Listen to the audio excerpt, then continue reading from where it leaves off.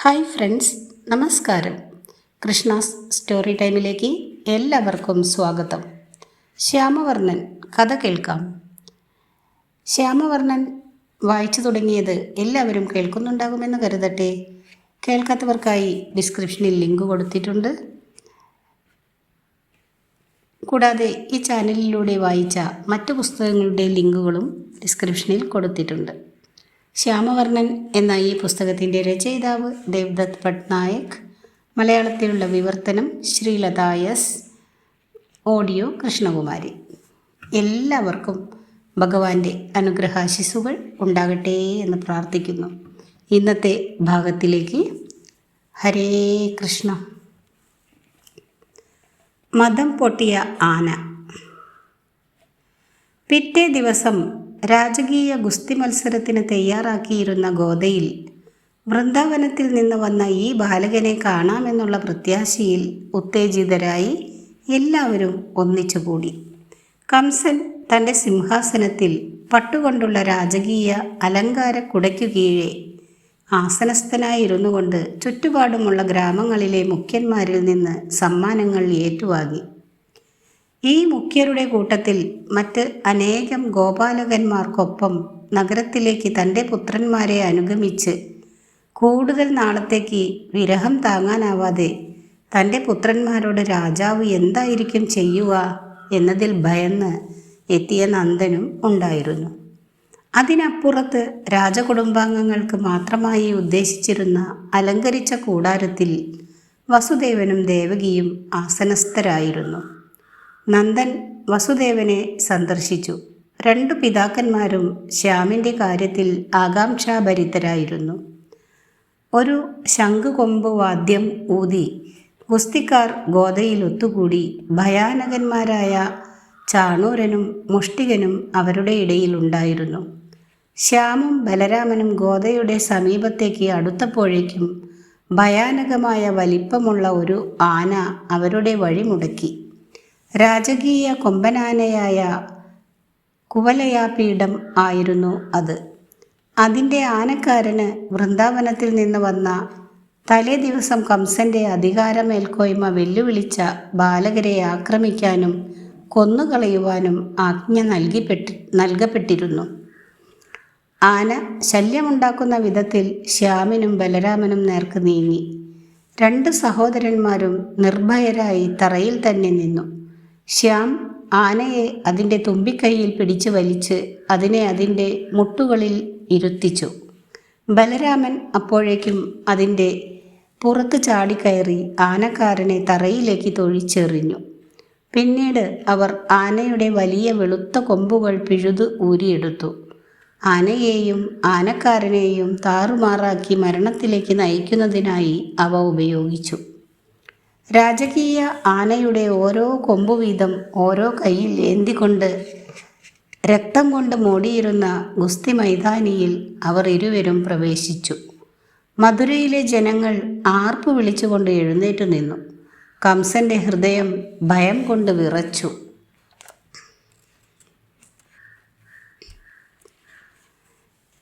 ശിവൻ ഗജ അസുരൻ എന്ന ആനയെ കീഴടക്കിയതുപോലെ ശ്യാം ആനരാക്ഷസനെ കീഴടക്കുന്നു. ഉന്മത്തനായ നളഗിരി എന്ന ആനയെ ബുദ്ധൻ ശാന്തനാക്കിയതുപോലെ ഈ മൂന്നവസ്ഥകളിലും നായകനെ വധിക്കുന്നതിനായി ആനയെ അയക്കുന്നത് ശത്രുക്കളാണ്. 3 തവണയും അത് പരാജയപ്പെടുകയും ചെയ്യുന്നു. കാട്ടാനകളെ മെരുക്കിയെടുക്കുക എന്ന ആവർത്തിച്ചു വരുന്ന പ്രമേയം നായകൻ്റെ പദവി സ്ഥാപിച്ചെടുക്കുന്നതിനായി 2000 വർഷങ്ങൾക്ക് മുൻപേ വർണ്ണനകളിൽ ഉപയോഗിച്ചിരുന്നതാണെന്ന് ഇത് പ്രസ്താവിക്കുന്നു. വിഷയസുഖേച്ഛയ്ക്കുള്ള ആഗ്രഹം മൂലം മത്ത് ആനകളുടെ മദം പൊട്ടിയ അവസ്ഥ പിടിച്ച ആന ഇന്ദ്രിയപരമായ ഉത്തേജനത്തിൽ നിന്ന് ജനിക്കുന്ന ഉന്മാദാവസ്ഥ വെളിവാക്കുന്നതിനായി സംസ്കൃത സാഹിത്യത്തിൽ ഉപയോഗിച്ചിരുന്ന ഒരു സാധാരണ പ്രതിപാദ്യ വിഷയമാണ്. ഉത്തേജിതരായ ആനകളുടെ മസ്തകത്തിൽ നിന്ന് പുറത്തു വരുന്ന മദദ്രവത്തെ സംസ്കൃതത്തിൽ മദം എന്നാണ് വിളിക്കുന്നത്. അതിൽ നിന്നാണ് വീഞ്ഞിന് മദിര എന്ന പേര് കിട്ടിയത്. കൃഷ്ണൻ്റെ പേര് മദനമോഹനൻ അനിയന്ത്രിതമായ അഭിനിവേശം മനസ്സിൽ ഉണർത്തുന്നവൻ ആരോ അവൻ അടിസ്ഥാനമാക്കിയിരിക്കുന്നത് മൗലികമായി മതം എന്ന വാക്കിലാണ്. കാമവുമായി അവൻ എങ്ങനെ ബന്ധപ്പെട്ടിരിക്കുന്നുവെന്ന് അത് നമ്മെ ഓർമ്മപ്പെടുത്തുന്നു. മദനൻ എന്നും അവൻ അറിയപ്പെടുന്നുണ്ട്. ഗുസ്തി മത്സരം. അവർ ഗോദയിലേക്ക് പ്രവേശിച്ചപ്പോൾ ചാണൂരനും മുഷ്ടികനും ഇരു സഹോദരന്മാരെയും വെല്ലുവിളിച്ചു. ശ്യാമും ബലരാമനും ഉചിതമായ പുഞ്ചിരികളോടെ വെല്ലുവിളി സ്വീകരിച്ചു. രാജകീയ ഗുസ്തിക്കാർ പൂർണ്ണ വളർച്ചയെത്തിയ കാളക്കൂറ്റന്മാരെ പോലെ വലിപ്പമുള്ളവരായിരുന്നു. പക്ഷേ യമുനയുടെ തീരങ്ങളിൽ വെച്ച് അനേകം കാളകളോട് യുദ്ധം ചെയ്തിട്ടുള്ള വൃന്ദാവനത്തിൽ നിന്ന് വരുന്ന ഈ ബാലകരെ ഭീഷണിപ്പെടുത്തുവാൻ അവർക്ക് കഴിഞ്ഞിട്ടില്ല. ഒട്ടും വൈകാതെ മത്സരം ആരംഭിച്ചു. തങ്ങൾക്ക് തുല്യരായവരെ കണ്ടെത്തിയെന്ന് ചാണൂരനും മുഷ്ടികനും തിരിച്ചറിഞ്ഞു. അവരുടെ കൈകൾ വളച്ചു വഴിതെറ്റി അലയുന്ന കന്നുകാലികളെ എന്ന വണ്ണം അവരെ തറയുമായി ബന്ധിപ്പിച്ചു. ചാണൂരനും മുഷ്ടികനും എന്നിട്ടും വിട്ടുകൊടുത്തില്ല. അവർ കാട്ടുകുതിരകൾ എന്ന പോലെ തിരിച്ച് യുദ്ധം ചെയ്തു. തിരിച്ച് തങ്ങളുടെ എതിരാളികൾക്കുമേൽ നിർദ്ദയമായ തൊഴികളും പ്രഹരങ്ങളും വർഷിച്ചു. സഹോദരന്മാർ ഗുസ്തിക്കാരുടെ നേർക്ക് പെട്ടെന്ന് ശക്തമായി മുന്നോട്ട് കുതിച്ചു. അവരെ പൊക്കിയെടുത്ത് അവരുടെ തലയോട്ടികൾ തേങ്ങ പിളരും പോലെ പിളരത്തക്ക വിധം അവരുടെ തലകൾ തറയിൽ ആഞ്ഞടിച്ചു. സ്തബ്ധമായ നിശബ്ദതയെ പിന്തുടർന്ന് മൈതാനത്തിലുള്ള മുഴുവൻ ജനങ്ങളും എഴുന്നേറ്റ് നിന്നു. ഗോപാലകന്മാർക്ക് നിന്നുകൊണ്ടുള്ള ഒരു ഹർഷാരവം നൽകി. കൃഷ്ണനെ ഒരു ഗോപാലകനും പുല്ലാങ്കുഴൽ വാദകനുമായി സങ്കല്പിക്കുന്നതിന് ഇഷ്ടപ്പെടുന്ന ഭക്തി സാഹിത്യത്തിൽ മുഷ്ടിയുദ്ധക്കാരനായ കൃഷ്ണൻ എന്ന ആശയത്തിന് അത്ര പ്രചാരം സിദ്ധിച്ചിട്ടില്ല. ഇന്ത്യയിൽ ഗുസ്തിയുമായി ബന്ധപ്പെട്ടു നിൽക്കുന്ന ദൈവം ഹനുമാനാണ്, കൃഷ്ണനല്ല. ബുദ്ധമതത്തിലെ ഘടജാതക കഥയിൽ കൃഷ്ണനും അവൻ്റെ സഹോദരന്മാരും 10 ശക്തരായ ഗുസ്തിക്കാരുടെ ഒരു സംഘമാണ് ഗ്രാമപ്രദേശത്ത് നാശം വിതയ്ക്കുന്നവർ. ഇവിടെ മുഷ്ടികനെ മുട്ടിക എന്ന് വിളിക്കപ്പെടുന്നുണ്ട്. ബലദേവൻ അവനെ വധിക്കുമ്പോൾ തനിക്കൊരു രാക്ഷസനായി പുനർജനിക്കണമെന്ന് ആഗ്രഹമുണ്ടെന്ന് അറിയിക്കുന്നു. ആ ആഗ്രഹം അനുവദിച്ചു കൊടുക്കുകയും ചെയ്യുന്നു. ഏറെ കാലം കഴിഞ്ഞ് പിൽക്കാല ജീവിതത്തിൽ ഒരു രാക്ഷസൻ എന്ന നിലയിൽ അവൻ ബലദേവനെ ദ്വന്ദ്വയുദ്ധത്തിനായി വെല്ലുവിളിക്കുന്നു. ബലദേവൻ്റെ മരണത്തിന് ഹേതുവായി ഭവിക്കുകയും ചെയ്യുന്നു. അത് കൃഷ്ണന് തടയുവാൻ കഴിഞ്ഞില്ല. അടുത്ത ഭാഗം കംസന്റെ മരണം. അവരെ ബന്ധനസ്ഥരാക്കുക. ബാലകരെ ചൂണ്ടിക്കാണിച്ചുകൊണ്ട് കംസൻ ആക്രോശിച്ചു. അയാളുടെ തൊണ്ട ഉണങ്ങിപ്പോയി. അയാളുടെ ശരീരം മുഴുവനും വിയർപ്പിൽ കുതിർന്നു. ഇവർക്ക് വേണ്ടി ഹർഷാരവം മുഴക്കിയ എല്ലാവരെയും ബന്ധനസ്ഥരാക്കുക. അവരുടെ ബന്ധുജനങ്ങളെയും വൃന്ദാവനത്തിലെ ഗോപാലകരെയും ഗോപികമാരെയും ബന്ധനസ്ഥരാക്കുക. അവരുടെ പശുക്കളെ കണ്ടുകെട്ടുക. അവർ യാദവ ആധിപത്യത്തിന് ഒരു ഭീഷണിയാണ്. കാവൽക്കാർ ഇരു സഹോദരന്മാരെയും ലാക്കാക്കി തിക്കിത്തിരക്കിയപ്പോൾ സിംഹത്തെപ്പോലെ അലറിക്കൊണ്ട് ബലരാമൻ അവരോട് യുദ്ധം ചെയ്തു. കംസൻ ഇരുന്നിരുന്ന പീഠത്തിലേക്ക് ശ്യാം പുള്ളിപ്പുലിയെപ്പോലെ കുതിച്ചു ചാടിച്ചെന്നു. ശ്യാമിനെ വധിക്കുവാൻ ഉറച്ച് കംസൻ തൻ്റെ വാൾ ഉറയിൽ നിന്ന് ഊരി. ബാലകൻ പെട്ടെന്ന് ഒരു വശത്തേക്ക് വെട്ടിമാറി. അങ്ങനെ കംസൻ വീഴുന്നതിനിടയാക്കി. അയാളുടെ കിരീടം തലയിൽ നിന്ന് താഴെ വീണുരുണ്ടു. പിന്നെ ഒരു കഴുകൻ ഒരു പാമ്പിനെ അതിൻ്റെ പക്ഷി നഖങ്ങൾക്കിടയിൽ വെച്ച് ഞെരുക്കുന്നതുപോലെ ശ്യാം കംസനെ തലമുടിക്ക് കുത്തിപ്പിടിച്ചു. ഗോദായിലൂടെ മുഴുവനും ചുറ്റിക്കറങ്ങി അവസാനം അയാളെ ശക്തിയായി തൊഴിച്ചു കൊന്നു. രാമായണത്തിൽ രാമൻ പിതാവിൻ്റെ ആഗ്രഹങ്ങൾക്ക് കീഴടങ്ങുന്നു. മഹാഭാരതത്തിൽ ഭീഷ്മർ തൻ്റെ പിതാവായ ശന്തനുവിന് കീഴടങ്ങുന്നതുപോലെ തന്നെ മാനസികാപഗ്രഥനത്തിൽ ഇന്ത്യൻ ചിന്തകളിൽ മുന്നിട്ട് നിൽക്കുന്ന യയാതി സങ്കീർണതാബോധ ബ്രാക്കറ്റിൽ യയാതി കോംപ്ലക്സ് ത്തിൻ്റെ ഉദാഹരണങ്ങളാണ് ഇവയെല്ലാം. ഹരിവംശത്തിൽ ഒരു ഗ്രീക്ക് നായകനെ പോലെ തൻ്റെ പിതൃസ്ഥാനീയനെ കൃഷ്ണൻ കീഴടക്കുന്നു. അങ്ങനെ കൃഷ്ണപുരാവൃത്തങ്ങളിലെ ഈഡിപ്പസ് സങ്കീർണതാ ബോധം ഈഡിപ്പസ് കോംപ്ലക്സ് ബ്രാക്കറ്റിൽ വെളിപ്പെടുത്തുന്നു.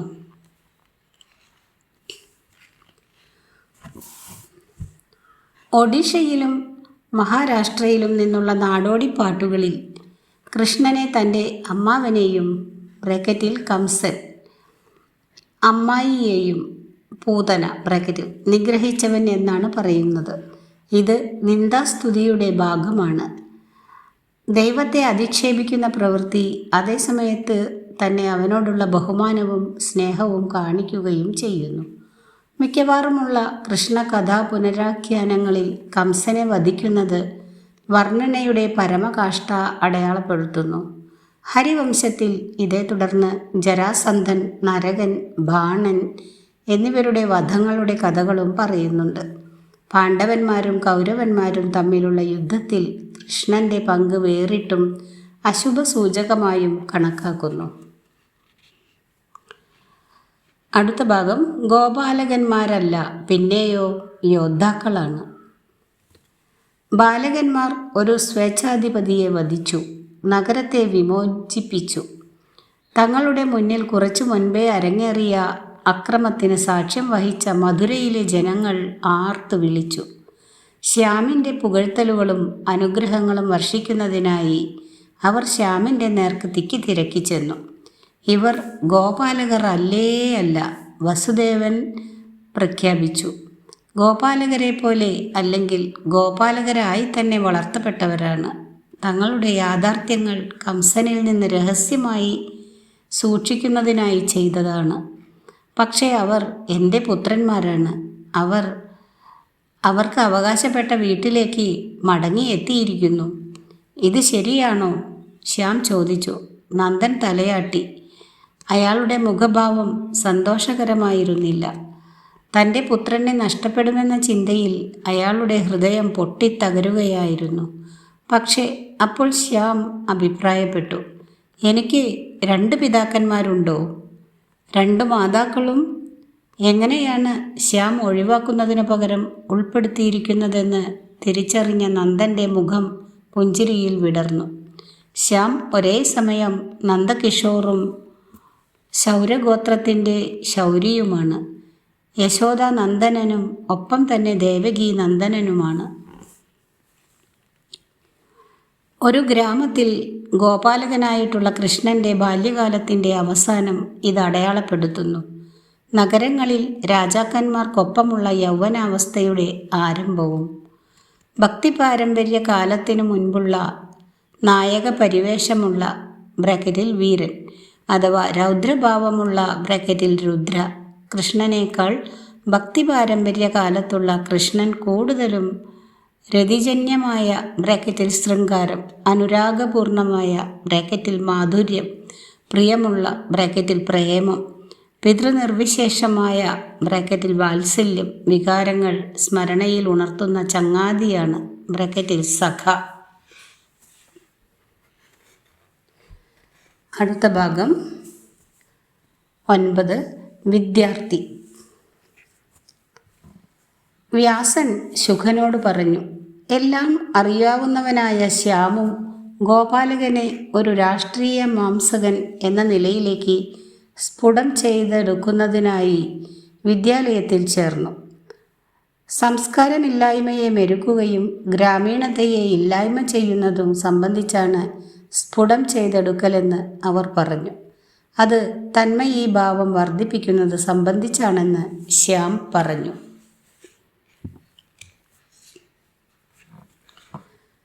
പുനഃസമാഗമം. ഹെഡിങ്. ദേവകി ശ്യാമിനെ ആലിംഗനം ചെയ്തു. ഉമ്മകൾ ചൊരിഞ്ഞ് അവനെ മൂടി. യശോദയാണ് നിന്നെ വളർത്തിയത്. പക്ഷെ നിനക്ക് ജന്മം നൽകിയത് ഞാനായിരുന്നു. നിന്നെ എൻ്റെ ഗർഭപാത്രത്തിൽ ഞാൻ പരിപോഷിപ്പിച്ചു.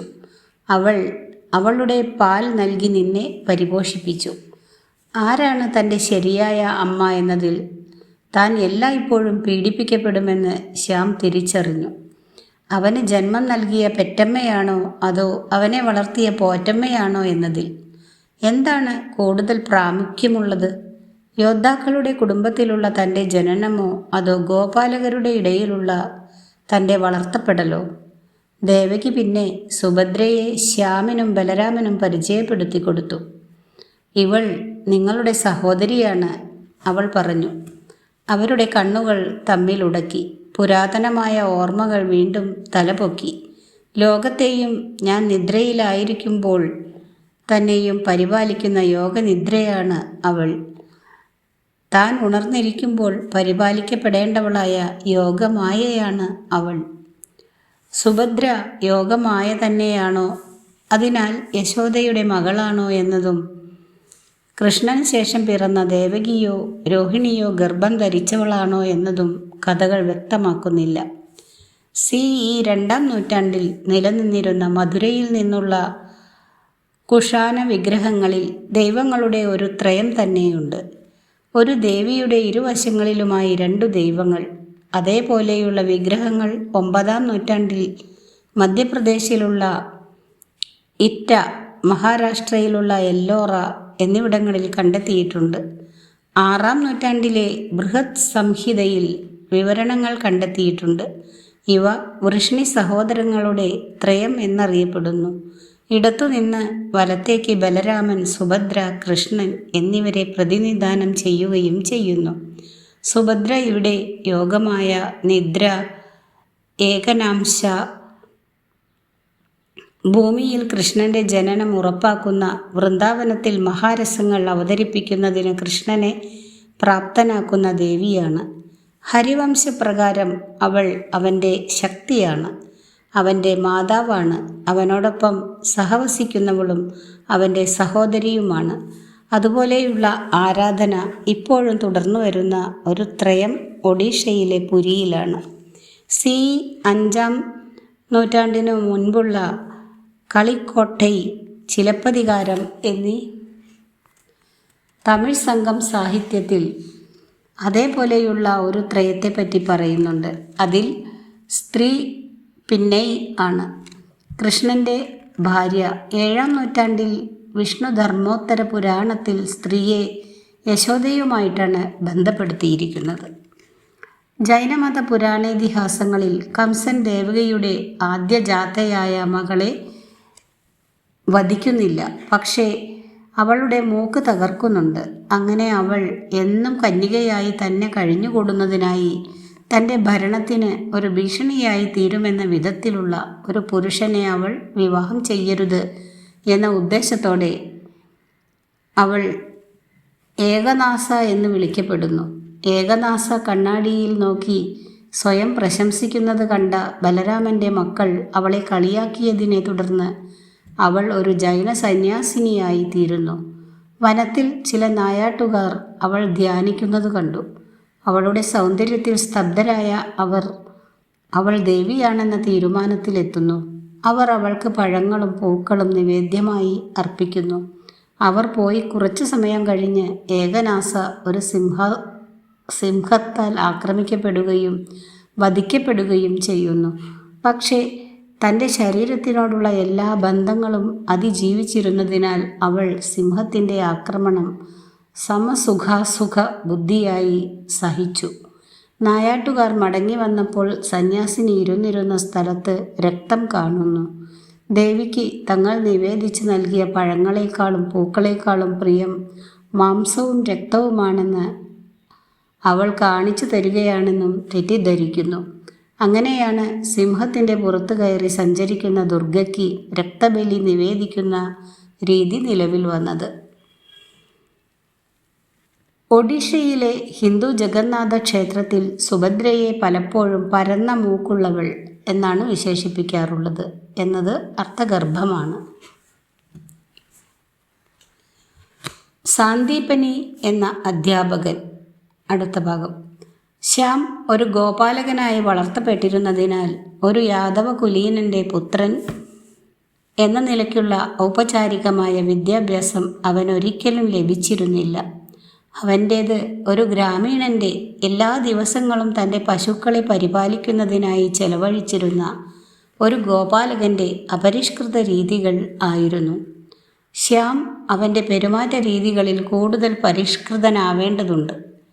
ലോകത്തെ സംബന്ധിച്ചുള്ള കാഴ്ചപ്പാടിൽ അവനെ സ്വയം കൊണ്ടു നടക്കുന്ന രീതിയിൽ, അവൻ്റെ വേഷവിധാനങ്ങളിൽ, അവൻ ജനങ്ങളെ അഭിസംബോധന ചെയ്യുന്ന വിധത്തിൽ, അങ്ങനെ എല്ലാറ്റിലും, രാജതന്ത്രജ്ഞതയിലും സാമ്പത്തിക ശാസ്ത്രത്തിലും സൗന്ദര്യശാസ്ത്രത്തിലും ആത്മീയതയിലും അവന് കൂടുതൽ ആഴത്തിലുള്ള അറിവ് നേടേണ്ടതുണ്ട്. സാമം, ദാനം, ഭേദം, ദണ്ഡം എന്നീ അറിയപ്പെടുന്ന ചതുർവിധ സങ്കേതങ്ങൾ ഉപയോഗിച്ച് ബലപ്രയോഗം, കോഴ കൊടുക്കൽ, വാങ്ങൽ, വിഭജിക്കൽ എന്നിവയിലൂടെ എങ്ങനെയാണ് സഖ്യങ്ങൾ രൂപീകരിക്കേണ്ടത്, ശത്രുക്കളെ കൈകാര്യം ചെയ്യേണ്ടത് എന്ന് അവൻ അഭ്യസിക്കേണ്ടിയിരിക്കുന്നു. വടികളും കല്ലുകളും കൊണ്ടുള്ള യുദ്ധങ്ങൾ ഇനിമേൽ ഉണ്ടാവില്ല. വില്ല്, വാൾ, ചെങ്കോൽ, പിന്നെ രഥം എന്നിവയെല്ലാം എങ്ങനെയാണ് ഉപയോഗിക്കേണ്ടത് എന്നവൻ അഭ്യസിക്കേണ്ടിയിരിക്കുന്നു. അവന് വേദരീതി പ്രകാരമുള്ള പഠനം ആവശ്യമുണ്ട്. അതിനാൽ അവനെ അവൻ്റെ മൂത്ത സഹോദരൻ്റെ ഒപ്പം സാന്ദീപനി മഹർഷിയുടെ ആശ്രമത്തിലേക്ക് അയച്ചു.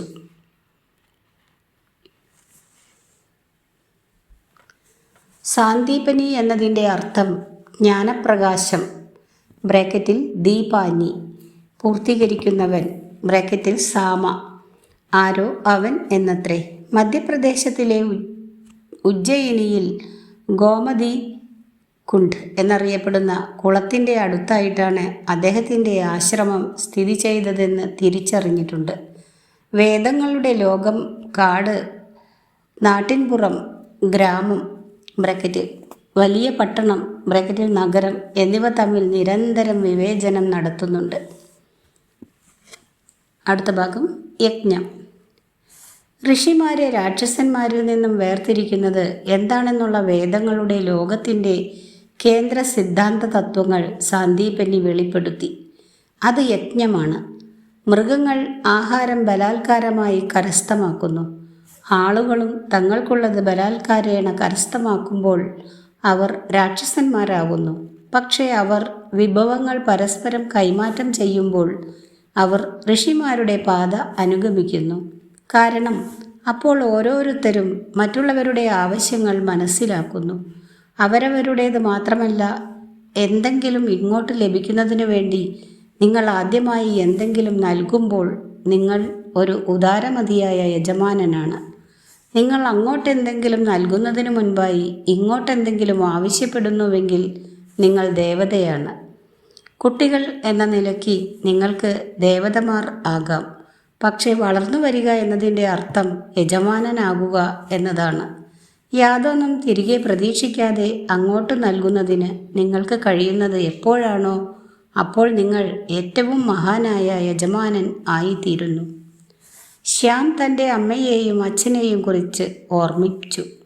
നൽകുക മാത്രം ചെയ്ത ലേശം അനുസരണയും നിയമങ്ങളോടുള്ള ബഹുമാനവും മാത്രമല്ലാതെ മറ്റു യാതൊന്നും തന്നെ തിരികെ പ്രതീക്ഷിക്കാത്ത അവർ നിശ്ചയമായും യജമാനന്മാർ തന്നെ ആയിരുന്നു. രാധയും സ്നേഹം തന്നു, പകരം തിരികെ യാതൊന്നും ആവശ്യപ്പെട്ടില്ല.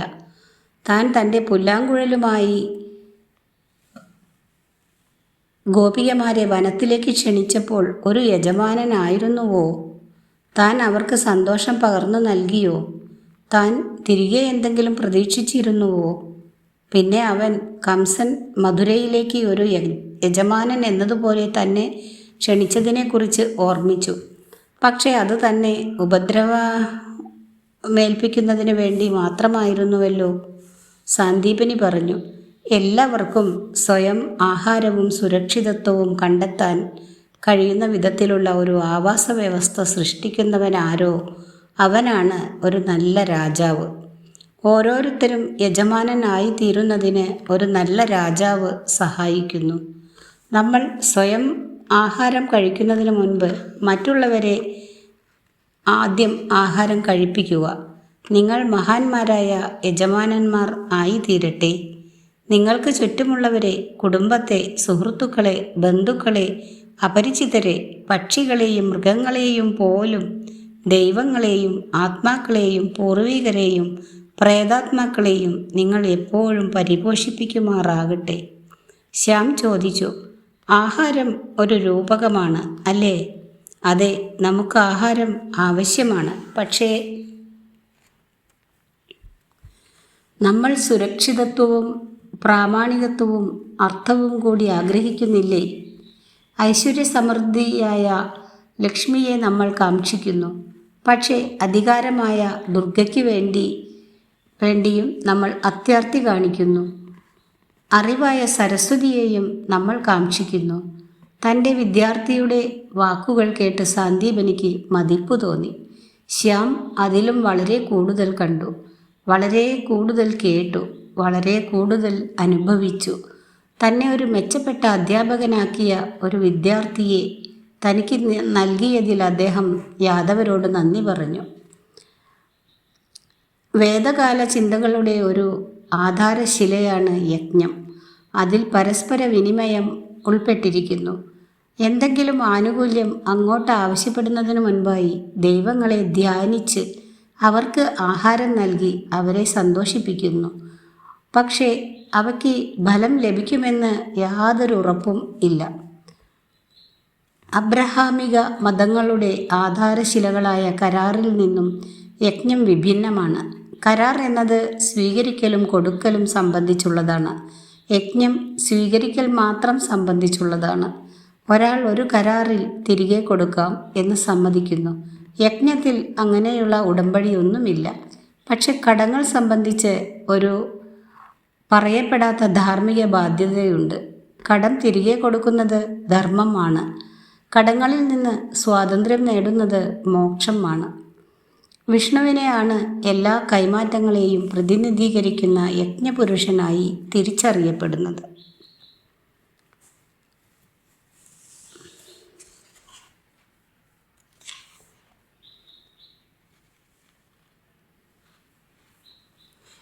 ശക്തിയും കൗശലവും. അടുത്ത ഭാഗം. വിഷ്ണു എങ്ങനെയാണ് രണ്ട് അസുര സഹോദരന്മാരെ ഹിരണ്യാക്ഷനും ഹിരണ്യകശിപുവും തോൽപ്പിച്ചതെന്ന് ശ്യാമിനും ബലരാമനും സാന്ദീപനി പറഞ്ഞുകൊടുത്തു. ഹിരണ്യാക്ഷൻ ഭൂമിയെ കടലിനടിയിലേക്ക് വലിച്ചു കൊണ്ടുപോയി. അതിനാൽ വിഷ്ണു ഒരു കാട്ടുപന്നിയുടെ വരാഹം രൂപം കൈക്കൊണ്ടു വെള്ളത്തിൻ്റെ അടിയിലേക്ക് മുങ്ങാം കുഴിയിട്ട് പോയി. അസുരനെ തൻ്റെ തേറ്റ കൊണ്ട് കുത്തി മുറിവേൽപ്പിച്ചു കൊന്നു. അതിനുശേഷം ഭൂമിദേവിയെ അവൻ തൻ്റെ തള്ളി നിൽക്കുന്ന മൂക്കിന്മേൽ ഇരുത്തി അവളെയും കൊണ്ട് വെള്ളത്തിൽ നിന്ന് പൊങ്ങി വന്നു. ഹിരണ്യകശിപു കൂടുതൽ സമർത്ഥനായിരുന്നു. മനുഷ്യനോ മൃഗമോ കാരണം വീടിനകത്തോ പുറത്തോ വെച്ച് പകലോ രാത്രിയോ താഴെയുള്ള ഭൂമിയിലോ മുകളിലുള്ള ആകാശത്തിലോ വെച്ച് ആയുധം കൊണ്ടോ ഉപകരണം കൊണ്ടോ വധിക്കപ്പെടില്ല എന്ന് ഒരു അനുഗ്രഹം അവൻ സമ്പാദിച്ചിരുന്നു. അതുകൊണ്ട് വിഷ്ണു അവൻ്റെ മുമ്പിൽ നരസിംഹം, പകുതി മനുഷ്യനും പകുതി മൃഗവുമായ ഒരു ജീവി ആയി പ്രത്യക്ഷപ്പെട്ടു. അങ്ങനെ മുഴുവനായ മനുഷ്യനോ മുഴുവനായ മൃഗമോ അല്ലാത്ത വിധത്തിൽ അവൻ അസുരനെ പൂമുഖപ്പടിയിലേക്ക് വലിച്ചു കൊണ്ടുവന്നു. അത് പാർപ്പിടത്തിൻ്റെ അകത്തോ പുറത്തോ അല്ലല്ലോ. പകലോ രാത്രിയോ അല്ലാത്ത അസ്തമയ സമയത്ത് ഭൂമിയിലും വായുവിലും അല്ലാതെ തൻ്റെ മടിയിൽ വെച്ച് ആയുധമോ ഉപകരണമോ അല്ലാത്ത തൻ്റെ നഖങ്ങൾ ഉപയോഗിച്ച് മാന്തി കീറി. വസുദേവൻ്റെ 2 പുത്രന്മാരോടുമായി സാന്ദീപനി പറഞ്ഞു, ചിലപ്പോൾ നിങ്ങൾക്ക് ശക്തി ഉപയോഗിക്കേണ്ടതായി വന്നേക്കാം. ചിലപ്പോൾ നിങ്ങൾക്ക് കൗശലം പ്രയോഗിക്കേണ്ടതായി വരാം. പക്ഷേ 2 ഉദാഹരണങ്ങളിലും ദുഷ്ടന്മാർ ഇരുവരും ഒരു ശാപത്തിൻ്റെ ഇരകളാണെന്ന് വിഷ്ണുവിനറിയാമായിരുന്നു. അവരുടെ പൂർവജന്മങ്ങളിൽ 2 അസുരന്മാർ ജയനും വിജയനും ആയിരുന്നു. വൈകുണ്ഠത്തിലെ ദ്വാരപാലകർ, നിങ്ങൾ നേരിടുന്ന ഓരോ ദുഷ്ടനും അവനവൻ്റെ ഹൃദയത്തിൽ ഒരു ഇരയായിരിക്കും. അതിനാൽ നിങ്ങൾ അവരോട് യുദ്ധം ചെയ്താലും അവരെ നിങ്ങൾ വെറുക്കരുത്. അതാണ് ധർമ്മത്തിൻ്റെ വഴി.